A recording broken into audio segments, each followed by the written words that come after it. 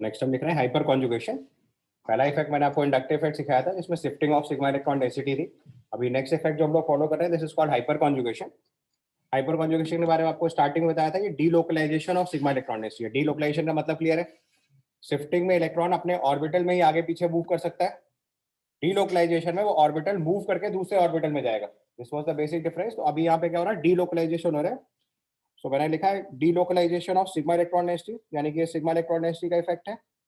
और डीलोकलाइजेशन है तो शिफ्टिंग से ज्यादा इफेक्ट डालेगा, क्योंकि इलेक्ट्रॉन शिफ्ट हुआ है और इलेक्ट्रॉन डीलोकलाइज हो गया, तो डीलोकलाइजेशन का इम्पैक्ट शिफ्टिंग से ज्यादा होगा। So it is delocalization of sigma electron density either through vacant p orbital और पाई एंटी बॉन्डिंग। पाई के ऊपर स्टार बनाया हुआ तो समझ में आ रहा है, पाई एंटी बॉन्डिंग मॉलिक्यूलर ऑर्बिटल। ठीक है, तो अगर हमारा सिग्मा इलेक्ट्रॉन डेंसिटी या तो वैकेंट पी ऑर्बिटल के थ्रू मूव कर जाए आगे, या किसी दूसरे ऑर्बिटल में स्विच कर जाए, या फिर पाई एंटी बॉन्डिंग मॉलिक्यूलर ऑर्बिटल के थ्रू मूव कर जाए, तो हम लोग इसको बोलते हैं हाइपर कॉन्जुगेशन। इसको दूसरे टर्म में नो बॉन्ड रेजोनेंस भी बोला जाता है, या baker Nathan was a scientist जिन्होंने इसको सबसे पहली बार इंट्रोड्यूस किया था, इसलिए इसको बेकर नाथन इफेक्ट भी बोलते हैं। ठीक है, अब जरा इसका एग्जांपल देखो। सबसे पहले सपोज करो मैं सबसे पहले आपको वैकेंट पी ऑर्बिटल के थ्रू सिखा रहा हूँ। वैकेंट पी ऑर्बिटल मतलब कार्बोकेटाइन का केस ले लो। कार्बोकेटाइन में वैकेंट पी ऑर्बिटल आता था, याद है? तो सबसे पहले हम वही केस ले रहे हैं। तो सब लोग सबसे पहले हमने सपोज करो लिया CH3CH2+। तो अगर हमने CH3CH2+ लिया तो उसमें जो कार्बोकेटाइन है इसके पास एक वैकेंट पी ऑर्बिटल है, ये आपका वैकेंट पी ऑर्बिटल है। अब सिग्मा इलेक्ट्रॉन डेंसिटी मूव करानी है, तो इसमें क्या होता है कि जहां पे वैकेंट पी ऑर्बिटल है उसके पहले एडजेसेंट कार्बन देखो, उसको हम लोग सिंपल टर्म में बोलते हैं अल्फा कार्बन। तो अभी पहली बार हाइपर कॉन्जुगेशन लिखना है, इसे थोड़ा ध्यान से समझना है। तो ये फर्स्ट कार्बन जो है इसको हम लोग बोलते हैं अल्फा कार्बन, और इस अल्फा कार्बन से जो H कनेक्टेड होता है, जैसे कि यहाँ पे ये 3 H कनेक्टेड है, 1 2 एंड 3, इनको हम लोग बोल रहे हैं अल्फा H। ये आपने नॉमेनक्लेचर टाइम पे सीख रखा है। अल्फा कार्बन से जो H डायरेक्टली कनेक्टेड होता है उसको क्या बोलते हैं, अल्फा H। तो हाइपर कॉन्जुगेशन इफेक्ट जो है वो अल्फा H का इफेक्ट है, ऐसे समझिए, अगर आपको सिंपल टर्म से याद रखना है तो। तो इसमें क्या होगा कि जो कार्बन से H कनेक्टेड है उसकी ये सिग्मा इलेक्ट्रॉन डेंसिटी है। कार्बन और हाइड्रोजन के बीच में कौन सा बॉन्ड है, सिग्मा बॉन्ड है। तो कार्बन और हाइड्रोजन के बीच में जो सिग्मा इलेक्ट्रॉन डेंसिटी है, अब आपको एरो वाला कॉन्सेप्ट याद है, मैंने बॉन्डिंग में रेजोनेंस में सिखाया था। एरो का मतलब क्या होता है, मूवमेंट ऑफ इलेक्ट्रॉन। तो वैसे ही समझना है देखो। तो यहाँ पे कार्बन और हाइड्रोजन के बीच में जो सिग्मा इलेक्ट्रॉन डेंसिटी है वो मूव करके अगर इस कार्बन के पास आ जाए, और एडजेसेंट कार्बन के पास वैकेंट ऑर्बिटल है, तो क्या होगा, एक कार्बन के पास इलेक्ट्रॉन पेयर है, एक कार्बन के पास वैकेंट ऑर्बिटल है, तो इनके बीच में पाई बॉन्ड क्रिएट हो जाएगा, क्योंकि लेटरल ओवरलैपिंग बनेगी। तो जो कार्बन के पास इलेक्ट्रॉन डेंसिटी आई वो एडजेसेंट कार्बन के वैकेंट ऑर्बिटल के साथ अगर लेटरली ओवरलैप कर गई तो कौन सा बॉन्ड बनेगा, पाई बॉन्ड। तो सिग्मा इलेक्ट्रॉन डेंसिटी जो कार्बन और हाइड्रोजन के बीच में थी वो मूव करके कहाँ पहुंच गई, जो कार्बन का वैकेंट पी ऑर्बिटल है उसके थ्रू पाई बॉन्ड क्रिएट कर लिया उसने। तो अब क्या होगा इसके बाद बताओ, नेक्स्ट स्टेप में कार्बन और हाइड्रोजन के बीच का बॉन्ड खत्म हो जाएगा, क्योंकि इलेक्ट्रॉन तो कार्बन के पास आ गया। और जब बॉन्ड खत्म हो जाएगा तो वहां क्या बनेगा, H+YH+, क्योंकि जो शेयर्ड पेयर ऑफ इलेक्ट्रॉन है वो कार्बन के पास चला गया, तो हाइड्रोजन ने अपना एक इलेक्ट्रॉन लॉस कर दिया टेक्निकली, तो इट बिकम्स H+। दूसरे कार्बन के जो कार्बन के बचे हुए 2 H है वो कनेक्टेड है, बीच में आ गया पाई बॉन्ड, और इस कार्बन के साथ 2 H। तो अब अगर आप ध्यान से देखो कि जो कार्बन और हाइड्रोजन के बीच में सिग्मा इलेक्ट्रॉन डेंसिटी थी वो दोनों कार्बन के बीच में आ गई, तो delocalization of sigma electron density हो गया। जो इलेक्ट्रॉन डेंसिटी पहले कार्बन और हाइड्रोजन के बीच में थी वो इलेक्ट्रॉन डेंसिटी अब कहाँ गई, कार्बन और कार्बन के बीच में, तो इसको डीलोकलाइजेशन बोलेंगे, शिफ्टिंग नहीं बोलेंगे। तो delocalization of sigma electron density हुआ। अच्छा, दूसरा कैसे शिफ्टिंग हुई, वैकेंट पी ऑर्बिटल की वजह से, पी ऑर्बिटल जो कार्बोकेटाइन पास है उसकी वजह से हुई। और तीसरी बात देखो कि कार्बन और हाइड्रोजन के बीच में बॉन्ड खत्म हो गया, तो ये कुछ कुछ आपको रेजोनेंस जैसा ही दिख रहा है। ऐसे तो रेजोनेंस में भी करते थे, लेकिन वहां क्या होता था, पाई इलेक्ट्रॉन डेंसिटी मूव कराते थे, बस ये अंतर है। तो अभी यहाँ सिग्मा इलेक्ट्रॉन डेंसिटी मूव करा रहे हैं, तो ये कुछ कुछ रेजोनेंस जैसा लग रहा है। और कार्बन और हाइड्रोजन के बीच में देखो बॉन्ड ही खत्म हो गया, इसलिए इसका नाम है नो बॉन्ड रेजोनेंस। मतलब ये रेजोनेंस जैसी चीज है लेकिन बॉन्ड खत्म हो जाता है इसमें। और मूवमेंट किसका है, सिग्मा इलेक्ट्रॉन डेंसिटी का। ठीक है, तो कैसे चेक करना है, जिस कार्बन पे जो कार्बोकेटाइन है उसके अल्फा कार्बन के अल्फा H की सिग्मा इलेक्ट्रॉन डेंसिटी को मूव कराना है, और वैकेंट पी ऑर्बिटल से ओवरलैप करके हमको क्या कर देना है, पाई बॉन्ड क्रिएट कर देना है। तो इससे जो movement of sigma electron density हुई या जो delocalization of sigma electron density हुई, इसको हम लोग बोलते हैं हाइपर कॉन्जुगेशन, या फिर नो बॉन्ड रेजोनेंस, या सिंपल टर्म में बेकर नाथन इफेक्ट। ठीक है, तो पहला केस हाइपर कॉन्जुगेशन का मैंने सिखाया कौन सा वाला, वैकेंट पी ऑर्बिटल के थ्रू। अब अगला केस देख रहे हैं पाई एंटी बॉन्डिंग मॉलिक्यूलर ऑर्बिटल के साथ। तो यहाँ ध्यान से देखो, ये हमारे पास डबल बॉन्ड है,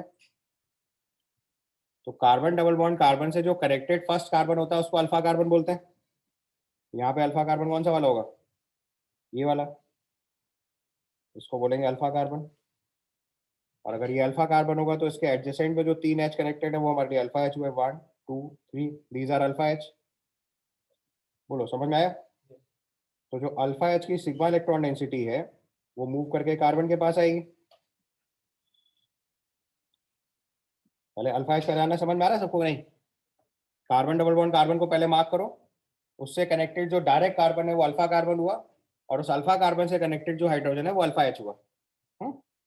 तो आपने पहले अल्फा कार्बन मार्क करना समझ लिया। अल्फा कार्बन अल्फा H बहुत इंपॉर्टेंट होता है, बिना इसके हाइपर कॉन्जुगेशन प्रिडिक्ट करना मुश्किल होता है। तो उसकी हैबिट डालनी है आपको, पहले तुरंत अल्फा कार्बन देखना आना चाहिए, चाहे वो कार्बोकेटाइन के रिस्पेक्ट में देखना हो चाहे एल्कीन के रिस्पेक्ट में देखना हो। अब आपने जो अल्फा H बनाया उसके साथ अब क्या करना है, सिग्मा इलेक्ट्रॉन डेंसिटी को डीलोकलाइज कराना है। करिए जरा डीलोकलाइज सिग्मा इलेक्ट्रॉन डेंसिटी। अब आपको समझ में आ रहा है कैसे करना है? बोलो, कार्बन हाइड्रोजन के बीच में जो सिग्मा इलेक्ट्रॉन डेंसिटी है वो मूव करके किस तरफ जाएगी, पाई एंटी बॉन्डिंग ऑर्बिटल के साथ। तो ये इलेक्ट्रॉन डेंसिटी मूव करके इस कार्बन के पास आई। अब लेकिन जो एडजेसेंट में कार्बन है उसका तो चारों बॉन्ड पहले से बने हुए हैं, तो कौन सा मॉलिक्यूलर ऑर्बिटल यूज करेगा बॉन्डिंग के लिए, पाई एंटी बॉन्डिंग। पाई बॉन्डिंग तो यूज हो रखा है, कार्बन का कॉन्फिगरेशन याद है, sigma 1s2 sigma anti bonding 1s2 sigma 2s2 sigma anti bonding 2s2, फिर पाई 2p(x2) पाई 2p(y2), ये वाला सिस्टम होता है कार्बन। फिर वो जब बॉन्डिंग बना लेगा तो उसके पास पाई बॉन्डिंग वाला ऑर्बिटल तो बॉन्ड बनाने में यूज हो गया, एंटी बॉन्डिंग अभी फ्री है। तो जो पाई एंटी बॉन्डिंग मॉलिक्यूलर ऑर्बिटल है उसका बॉन्ड बनेगा एडजेसेंट कार्बन के साथ, ठीक है। लेकिन जैसे ही पाई एंटी बॉन्डिंग में इलेक्ट्रॉन आ जाएगा तो ये पाई बॉन्डिंग वाला इलेक्ट्रॉन है जो मूव करके किसी तरह चला जाएगा दूसरे वाले कार्बन के साथ, क्योंकि कार्बन 4 से ज्यादा बॉन्ड नहीं बना सकता है, ठीक है। जब 4 से ज्यादा बॉन्ड नहीं बना सकता है तो क्या होगा, ये कार्बन हाइड्रोजन वॉच का बीच का बॉन्ड खत्म, नो बॉन्ड हो गया। और यहाँ कार्बन कार्बन के बीच का पाई बॉन्ड खत्म, और यहाँ बीच में देखो पाई बॉन्ड क्रिएट हो गया। समझ में आया पाई बॉन्ड कैसे बन रहा है? कार्बन के पास जो इलेक्ट्रॉन आया हाइड्रोजन से वो, और जो कार्बन का पाई एंटी बॉन्डिंग मॉलिक्यूलर ऑर्बिटल है, बहुत स्पेसिफिकली याद रखना होता है। और इस कार्बन के पास देखो माइनस चार्ज आ गया, तो हाइड्रोजन के पास प्लस चार्ज बना और कार्बन के पास माइनस चार्ज बना। तो देखो जो कार्बन हाइड्रोजन के बीच की सिग्मा इलेक्ट्रॉन डेंसिटी थी वो मूव करके कहाँ पहुंच गई, कार्बन तक। और पाई बॉन्ड जो पहले कार्बन कार्बन के बीच में था वो मूव करके दूसरे कार्बन कार्बन के बीच में आ गया। तो ये भी delocalization of sigma electron density हुआ। तो इसको भी हम लोग हाइपर कॉन्जुगेशन बोलेंगे। लॉजिक फिर से वही होगा, जितने नंबर ऑफ अल्फा एच ज्यादा होंगे उतने ही ज्यादा number of hyper conjugating structures बनेंगे। स्टेबिलिटी एंड ऑल फीचर्स वो अभी थोड़ी बार सीखेंगे, पहले आपको हाइपर कॉन्जुगेटिंग स्ट्रक्चर लिख के सीखना है, ठीक है। Write down the question, find out the number of hyper conjugating structures in the following. पहले हमने एक कार्बोकेटाइन लिखा, फिर एक कार्बोनाइन और बाद में 2 एल्कीन लिखी। मैं आपको number of hyperconjugating structure बनाना है। तो पहली टेक्निक है कि पहले चेक करना है हाइपर कॉन्जुगेटिंग स्ट्रक्चर बनेगा कि नहीं बनेगा। तो देखो ये कार्बोकेटाइन है तो उसके पास वैकेंट ऑर्बिटल है, उसके बाद अल्फा पोजीशन पे 3 3 H है, तो उसका मतलब इसमें हाइपर कॉन्जुगेटिंग स्ट्रक्चर बन तो जाएगा, ठीक है। सब लोग जिन लोगों को समझ में आ गया वो कम से कम एक एक हाइपर कॉन्जुगेटिंग स्ट्रक्चर लिखो। तो यहाँ पे number of hyperconjugating structure कितने बनेंगे, 6, because it has 6 alpha H. समझ में आया? हाइपर कॉन्जुगेटिंग स्ट्रक्चर अगर आप लिखोगे, लिखें मतलब आप अपने आप लिखोगे, हम बताएं। सर लिख लेंगे। तो पहले वाले केस में देखो ये 3 H है, ये CH के साथ प्लस चार्ज हो गया। और कोशिश करनी है कि एक बार एरो रोटेट करते हुए लिखो ताकि आपको समझ में आए इलेक्ट्रॉन डेंसिटी मूव कैसे कर रही है। आप फाइनल आंसर ऐसे भी लिख सकते हो, तो एक बार कोशिश करो, ये सिग्मा इलेक्ट्रॉन डेंसिटी देखो कार्बन हाइड्रोजन बीच में मूव करी, प्लस चार्ज के साथ शेयर हो जाएगी और ये नो बॉन्ड रेजोनेंस क्रिएट होगा। तो it will form H+ CH2 double bond CH CH3। तो यहाँ पे नंबर ऑफ अल्फा H लिखेंगे अगर हम लोग, तो 6 हो गया।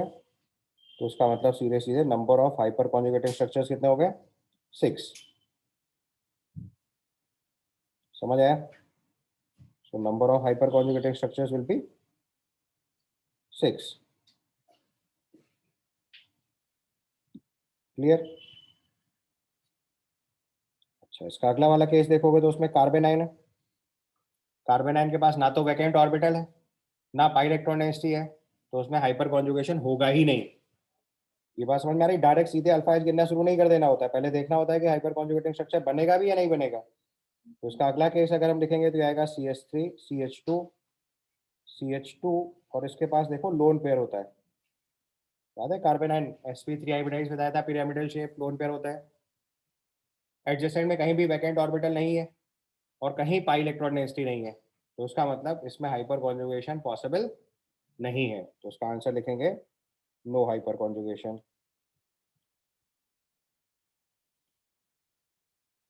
थोड़ा सही से लिखना क्योंकि ऊपर नंबर के लिए भी NO लिखा हुआ है, नीचे नो भी लिखा है, तो समझ गए ना। सो नो हाइपर कॉन्जुगेशन या number of hyperconjugating structure 0 हो जाएगा। मतलब समझ जा रहा हो ना, अब उसका कंफ्यूज नहीं होगा ना। ऊपर number of hyperconjugating structure 6 लिखा है, नीचे नो हाइपर कॉन्जुगेशन लिखा है। अगर कंफ्यूज हो रहा हो तो नो को नंबर लिख लो पूरा, तो कंफ्यूजन खत्म हो जाएगा। तीसरे वाले केस में देखो, अब एल्कीन है, पाई इलेक्ट्रॉन डेंसिटी है, तो इसमें हाइपर कॉन्जुगेटिंग स्ट्रक्चर्स बन सकते हैं। तो एक बार आगे वाले दोनों केसेस के लिए एक हाइपर कॉन्जुगेटिंग लिखो कम से कम। तो number of alpha H count करने का तरीका, सबसे पहले आपने carbon double bond carbon mark किया, उसके बाद उसके सराउंडिंग वाले कार्बन को, फर्स्ट कार्बन जो दिख रहा है वो ये है, यहाँ पे भी ये भी फर्स्ट कार्बन, और होता तो वो भी फर्स्ट काउंट कर लेते हैं। फर्स्ट कार्बन से जितने एच कनेक्टेड होते हैं उतने नंबर ऑफ अल्फा एच होते हैं, और जितने नंबर ऑफ अल्फा एच होते हैं उतने हाइपर कॉन्जुगेटिंग स्ट्रक्चर होते हैं। तो इस केस में 6 alpha H 6 hyper conjugating structure. अब अगर एक हाइपर कॉन्जुगेटिंग स्ट्रक्चर लिखना है तो ये सिग्मा इलेक्ट्रॉन डेंसिटी को देखो हमने यहाँ से डीलोकलाइज किया और फिर पाई बॉन्ड को शिफ्ट किया, तो पाई एंटी बॉन्डिंग मॉलिक्यूलर ऑर्बिटल के साथ ये स्ट्रक्चर बनेगा। अब अगर हम इसका हाइपर कॉन्जुगेटिंग स्ट्रक्चर लिखेंगे तो क्या बनेगा, H प्लस CH2 CH, और यहाँ डबल बॉन्ड आ जाएगा, इस कार्बन पे माइनस चार्ज आ जाएगा, CH3H। ध्यान से देखते चलो, अभी हाइपर कॉन्जुगेटिंग स्ट्रक्चर बना के स्टेबिलिटी कंपेयर करनी पड़ेगी आगे सवालों में, तो पहले हाइपर कॉन्जुगेटिंग स्ट्रक्चर बनाना तो सीखना है। क्लियर हो गया, समझ में आ गया सबको? ये कार्बन हाइड्रोजन के बीच से बॉन्ड खत्म हो गया, इसलिए इसको नो बॉन्ड रेजोनेंस बोलते हैं। Number of hyperconjugating structure हो गए 6। ठीक है, बिल्कुल सिमिलर प्रोसेस से अगर डी वाला केस भी सॉल्व करोगे, तो डी वाले केस में देखो आप कितने अल्फा एच है, 12। समझ में आ पा रहा है कैसे? फिर से वही काम, डबल बॉन्ड को पहले हाईलाइट करो। So carbon double bond carbon के रिस्पेक्ट में अल्फा एच काउंट करना है, इसको हाईलाइट कर लिया। अब इसकी सराउंडिंग में कितने अल्फा कार्बन है, 1 2 3 4, 4 अल्फा कार्बन है। हर अल्फा कार्बन से 3 हाइड्रोजन कनेक्टेड है, तो नंबर ऑफ अल्फा एच कितने हो गए हमारे पास, 12। और जितने अल्फा एच होंगे उतने ही हाइपर कॉन्जुगेटिंग स्ट्रक्चर हो जाएंगे, और फिर इनमें से किसी भी एक से आप हाइपर कॉन्जुगेटिंग स्ट्रक्चर लिख डालो तो आपको हाइपर कॉन्जुगेटिंग स्ट्रक्चर का आइडिया हो जाएगा। तो यहाँ total number of alpha H 12, hence total number of hyperconjugating structure will also be 12। समझ गए? जिनको ये क्लियर है वो एक अगला क्वेश्चन करेंगे। This is question of JEE advance 2013। फटाफट सवाल को करिए तो फिर हम लोग आगे चलें। Write down the question. The hyperconjugation stabilities of tertiary butyl cation and 2-butene respectively is due to, और नीचे आपके पास ऑप्शन है। तो हमारे क्वेश्चन का आंसर हो जाएगा यहाँ पे ए, क्योंकि मैंने अभी आपको थोड़ी देर पहले समझाया कि जो सिग्मा इलेक्ट्रॉन डेंसिटी का मूवमेंट होता है वो वैकेंट पी ऑर्बिटल में या फिर पाई एंटी बॉन्डिंग मॉलिक्यूलर ऑर्बिटल में होता है। अब बस केस देख लेना है। तो सबसे पहला केस लिखा है टर्शियरी ब्यूटाइल कैटायन। तो टर्शियरी ब्यूटाइल कैटायन का स्ट्रक्चर लिखो पहले एक बारी, कैसे होता है टर्शियरी ब्यूटाइल कैटायन।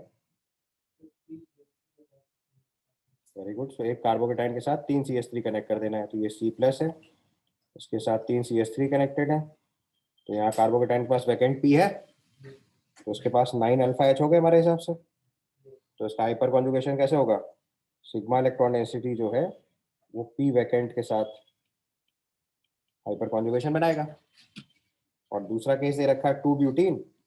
2 ब्यूटीन मतलब CH3 CH double bond CH CH3, इसके पास नंबर ऑफ अल्फा H कितने हैं, 6। तो इसमें कैसे डीलोकलाइजेशन होगा, सिग्मा इलेक्ट्रॉन डेंसिटी जो है वो किसमें जाएगी, पाई anti bonding.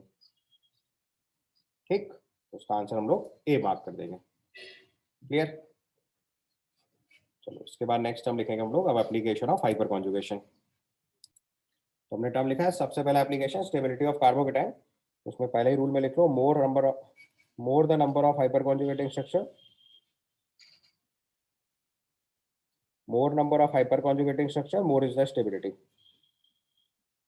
More number of hyperconjugating structure, और hyperconjugating structure किससे निकालेंगे, अल्फा एच से। So more the number of hyperconjugating structures,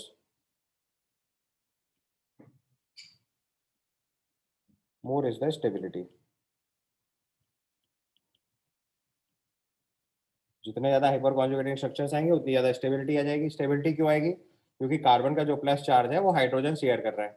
जितने ज्यादा हाइड्रोजन वो प्लस चार्ज शेयर करेंगे, कार्बन के पास पॉजिटिव चार्ज का इम्पैक्ट उतना ही कम हो जाएगा, यानी जो उसको डेफिशिएंसी फील हो रही थी वो कम हो जाएगी रिलेटिवली, तो स्टेबिलिटी अपने आप बढ़ जाएगी।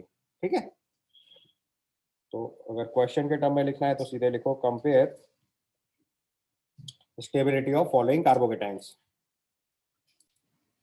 क्वेश्चन है compare the stability of the following carbocations. तो देखो पहले मैंने आपको इंडक्टिव इफेक्ट से ये चीज सिखाई थी, अब हाइपर कॉन्जुगेशन लगा रहे हैं, and no doubt hyperconjugating effect जो है वो इंडक्टिव इफेक्ट से डोमिनेटिंग इफेक्ट होगा। तो पहले वाले केस में अगर देखो देखेंगे तो हाइपर कॉन्जुगेशन कैसे चेक करते हैं? नंबर ऑफ अल्फा एच है, तो उसके पास देखो 3 अल्फा एच है, उसके पास 6 अल्फा एच है, उसके पास 9 अल्फा एच है, तो सबसे ज्यादा हाइपर कॉन्जुगेटिंग स्ट्रक्चर लास्ट वाले में हो गए, तो ये सबसे ज्यादा स्टेबल हो गया।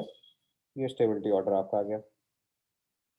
ये काम तो इंडक्टिव इफेक्ट से भी हो गया था, बट अब इसका अगला सवाल देखो। अब यहाँ पे देखो आपको हाइपर कॉन्जुगेशन ही लगाना पड़ेगा। इस वाले केस में देखेंगे तो देखो 2 अल्फा एच है, अगले वाले में 6 अल्फा एच है, और फिर और 4 अल्फा एच है।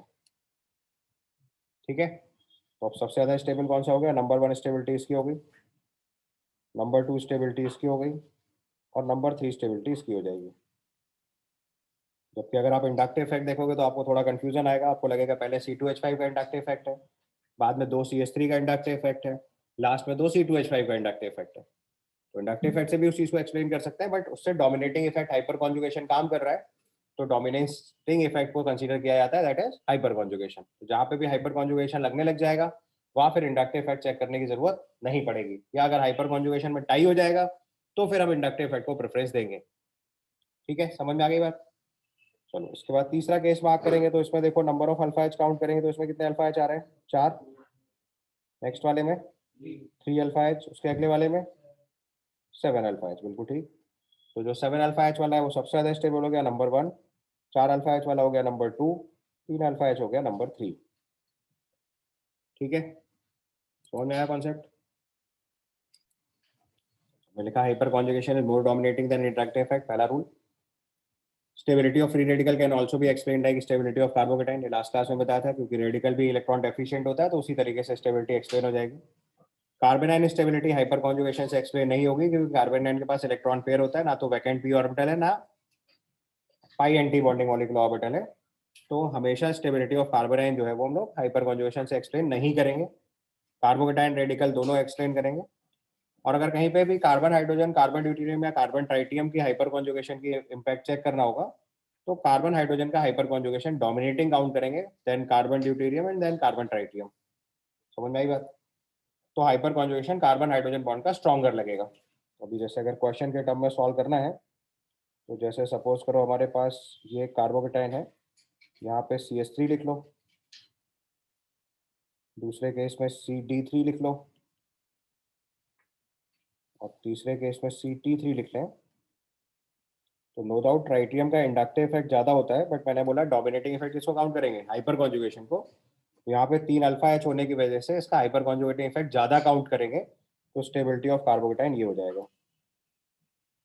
समझ गए? तो ये आपको डोमिनेंसी का लॉजिक समझ में आ गया। अब यहाँ पे एक और रूल फॉलो करते हैं, जैसे इंडक्टिव इफेक्ट के टाइम पे आपको एक CIP रूल सिखाया था, ऑल्दो यहाँ पे एक स्टैंडर्ड रूल है, इसको बोलते हैं ब्रेड्स रूल। पहले ये 3 टर्म लिख लीजिए, इसके बाद एक नया रूल लिखेंगे, this is called Bredt's rule. Rule लिख रहे हैं हम लोग Bredt's rule. So write down formation of carbocation, free radical and pi bond is not possible at bridgehead position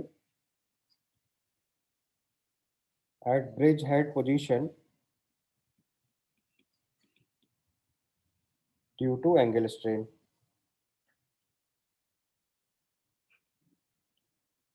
या अगर इसको दूसरे सिंपल टर्म में बताऊं तो ऐसा नहीं होता है, या इसको दूसरे तरीके से समझ सकते हैं, अगर ऐसी पोजीशन पे आप बनाते हैं तो बहुत ही अनस्टेबल होगा।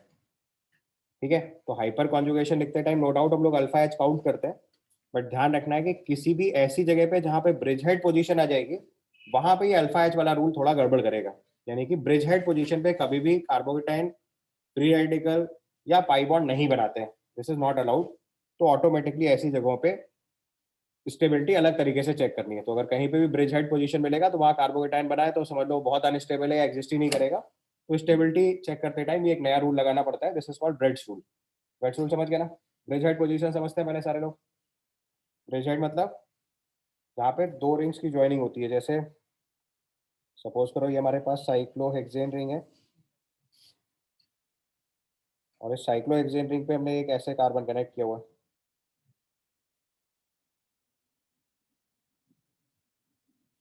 तो ये जो दो पोजीशन है इसको हम लोग बोलेंगे ब्रिज हेड, एक ये वाली पोजीशन और एक ये वाली पोजीशन।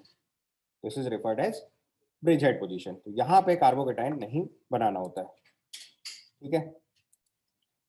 क्वेश्चन लिखा compare the stability of following carbocation. तो मैंने देखो आपके लिए 4 कार्बोकेटाइन बनाए।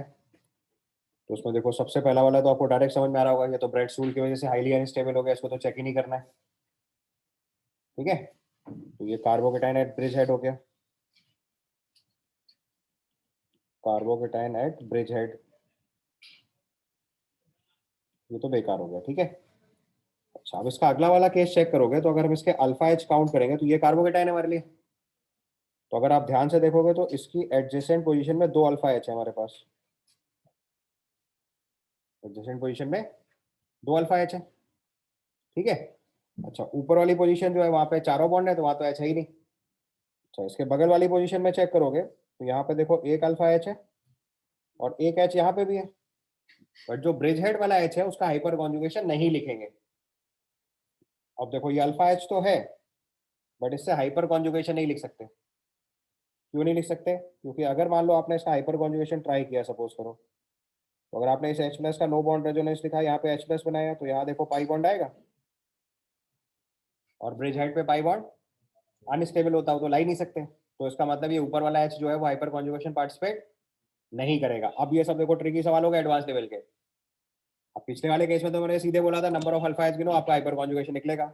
अब ये ट्रिकी सवाल हो गया। तो ब्रेड्स रूल हमेशा याद रखना है, जब भी हाइपर कॉन्जुगेशन अप्लाई करेंगे ब्रेड्स रूल एक बार ध्यान में रखा जाता है, क्योंकि अगर किसी ने भी ब्रिज हेड पोजीशन पे ये चीज अप्लाई कर दी तो फिर सीधे नंबर ऑफ अल्फा एच नहीं गिने जाते। ये देखना होता है कि हाइपर कॉन्जुगेशन बन पाएगा कि नहीं बन पाएगा। तो जो ऊपर वाला मैंने एच मार्क करा है उससे अल्फा एच से हाइपर कॉन्जुगेशन नहीं बन पाएगा, तो ये बहुत अनस्टेबल होगा।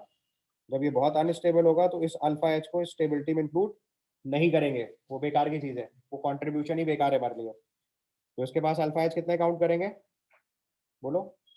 तो यहाँ काउंट करेंगे 2 अल्फा एच, यहाँ काउंट करेंगे 1 अल्फा एच, दूसरा वाला बेकार है हमारे लिए। इसके अगले वाले केस में चेक करोगे तो इसमें कितने अल्फा एच काउंट करेंगे बोलो? 3 और 2 5 अल्फा एच। इसमें ये नीचे वाला जो ब्रिज हेड वाला अल्फा एच है इसको इंक्लूड नहीं करना है, यहाँ पे जो एच होगा वो इंक्लूड नहीं करना है हाइपर कॉन्जुगेशन। समझ गया ना? क्लियर हो गई बात ना? तो ये चीज यहाँ से लिख लो, not involve in hyperconjugation, not involve in hyperconjugation. समझ गए? तो अब अगर स्टेबिलिटी ऑर्डर लिखेंगे तो सबसे ज्यादा स्टेबल कौन सा केस हुआ बोलो जल्दी? जिसके पास 5 अल्फा एच हुए, तो ये नंबर 1 स्टेबिलिटी हो गई, ये नंबर 2 स्टेबिलिटी हो गई, ये नंबर 3 स्टेबिलिटी हो गई और ये नंबर 4 स्टेबिलिटी हो गई। ठीक है, समझ में आया?